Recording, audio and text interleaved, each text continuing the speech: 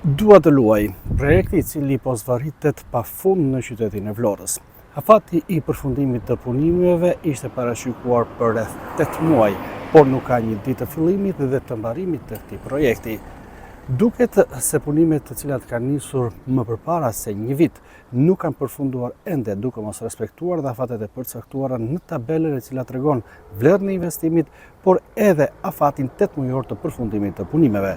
Projekti Dua të luaj parashikon ngritjen e 2 fushave sportive në zonën e ish fushës aviacionit në qytetin e Vlorës, çka do të vinte në ndihmë kryesisht të moshave të vogla dhe fëmijëve për të luajtur dhe pse jo edhe për të zhvilluar sportin e futbollit. Dua të luaj, projekti që ende nuk po përfundon në Vlorë. Projekti parashikon rijetëzimin e ish fushës së aviacionit në hapësirat sportive dhe rekreative, një ndër ndërhyrjet më të rëndësishme për zhvillimin urban të qytetit. Punimet për këtë projekt janë parashikuar të realizohen brenda një afati kohor prej 8 muajsh, siç shtrëgohet edhe në tabelën sinjalizuese, e cila pasqyron gjithashtu vlerën e investimit prej rreth 84 milion lekësh.